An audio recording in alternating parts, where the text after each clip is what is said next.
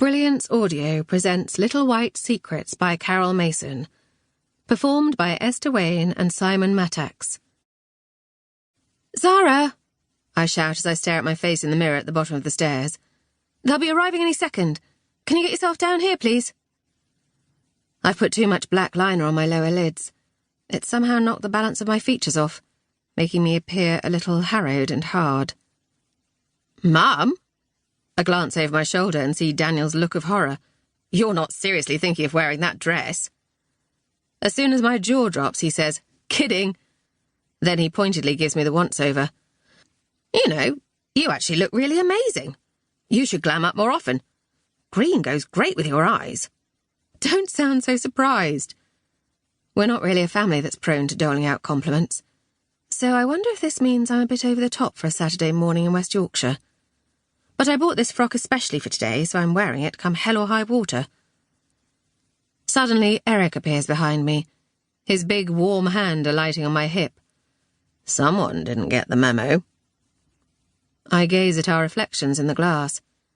Coincidentally, he's wearing his emerald green polo shirt. Daniel splutters a laugh. That's hilarious. You look like those sad old couples who sit on a bench in the town centre in their matching outfits, having tea and a toasted tea cake. I turn to say, thanks a lot. But Eric pops a kiss on my half-open mouth and I smell the peppermint on his breath. Well, one of us is going to have to change. I dig in my makeup bag for my lipstick. Go on then, Eric says. You've almost got time. He nudges my elbow right as I'm applying the brick red colour. I stare at the blood-like slash across my cheek. Fabulous.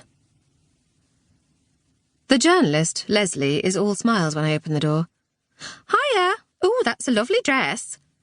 So it's official. I really do look ridiculous. She surprises me by giving me an enormous hug like we're old friends, which calms my nerves a little.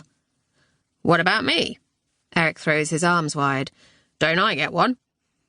And I can't help but think, you're in a very good mood suddenly, aren't you? For a moment she gawps at me, mock aghast. Well, he isn't forward, is he? Much. Then, chuckling, she goes over to our dining table and takes off her coat. Quite at home. This is Darren, by the way. She indicates the young lad carrying the camera equipment. Darren pulls a grin. Eric pumps his hand. Hello there, Daz. All right? Daz? Oh dear. I was going to suggest we go into the sitting room, but Leslie is already setting up camp at the table. I've no idea where they're going to want to photograph us, so I've made sure everywhere is neat and tidy. As Leslie coos about our beautiful Georgian home and stares out of the patio doors at the rolling greenery of the lower Wharf Valley beyond our fence, I spot a stray glass hiding behind a neat stack of cookbooks.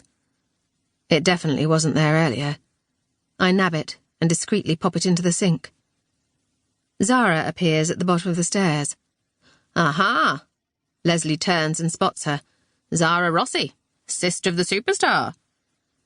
I place an arm around my daughter's shoulders, giving her an encouraging little squeeze. If she gets sick of hearing this, she never lets on, I say. Fortunately, Zara smirks. So, come on then. What's it like having a famous big brother? Leslie asks. Zara's ears turn red. It's okay.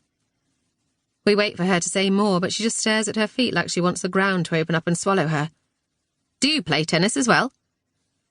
Zara barely manages to shake her head because then Daniel appears, and Leslie swiftly redirects her interest. Hello, Daniel! It's so fantastic to meet you! Winter Cup winner, 2018. How's it feel? She wraps him in a hug too. Good, thank you. My son gives her one of his radiant smiles when she releases him. It was a terrific result for the team. And not too shabby a personal one either. Leslie seems charmed by his modesty. Daniel's easy charisma always brings out the best in people. It probably helps that he's a handsome lad, fine-featured with big brown eyes, flawless olive skin and thick dark hair, the image of my father in the very first military photo we have of him, when he was around the same age.